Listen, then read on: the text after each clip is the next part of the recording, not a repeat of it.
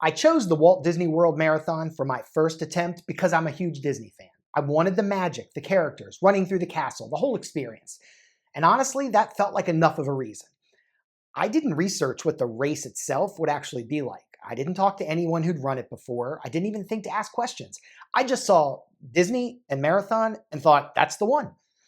Looking back now, I realize I treated choosing a marathon like choosing a vacation. Which race sounds fun? Which has the best theme? Which one would make the best story? But a marathon isn't a vacation.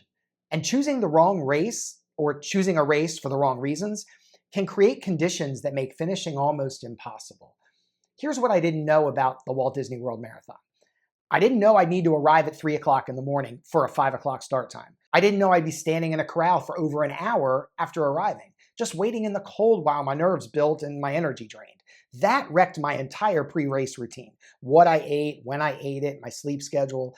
Everything was built on assumptions that turned out to be completely wrong. I expected the course to be flat. What I didn't expect was running up and down highway on-ramps and off-ramps at mile 15. If you've never run an on-ramp when your legs are really tired, let me tell you, it's brutal. You're climbing when you thought you'd be cruising, and I had no mental preparation for it, no strategy. They just appeared, and each one took a little more out of me. I thought the character photo stops would be fun, a chance to grab some memories during the race. But when I saw the lines 5-10 minutes long, I realized if I stopped, I wouldn't maintain the pace that was required to finish. That was heartbreaking, because those moments were part of why I chose that race. And suddenly they weren't experiences I could enjoy, they were obstacles I had to avoid. And that was before the crowd, the bottlenecks, and the time slipping away. None of these things are deal breakers on their own, but stacked together, they created friction I wasn't prepared for. I didn't know what questions to ask. I didn't have experience. I didn't have a framework for evaluating whether this race was actually a good fit for me. I just registered and hoped it would work out. A year later, when I was ready for my second attempt at the marathon, people thought I was crazy. Why would you go back to the race that broke you? But I chose the exact same race. And here's why. I wasn't guessing anymore. I could make decisions instead of reacting. I knew about the 3 a.m. arrival. I knew about the corrals. I knew about the on-ramps and where they'd hit. I knew which character stops to skip and where the bottlenecks would slow me down. That gave me something I didn't have the first time: agency.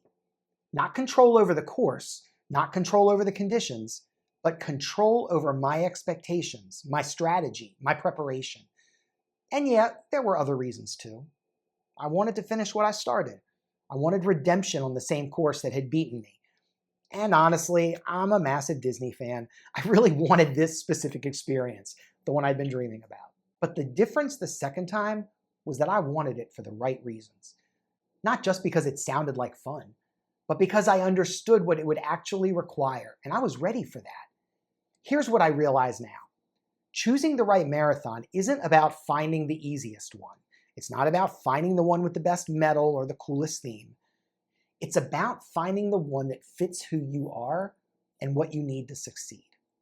And the only way to figure that out is to ask better questions before you register. What time of year can I realistically train without life completely taking over? What kind of course will expose my weaknesses, and can I prepare for that? How do crowds actually affect me? Do they drain my energy or fuel it? And maybe the most important one, why do I want this specific race, not just a marathon? If the answer is just, it sounds cool, that might not be enough. But if the answer is, I know what I'm getting into and I'm choosing it anyway, that's different. That's informed choice. And informed choice gives you power. Choosing the race didn't make training easier, but it made finishing possible. And once I chose the race, I had to face the part I got wrong the first time: how I'd actually train. If you want to hear how I corrected that problem, watch this video right here.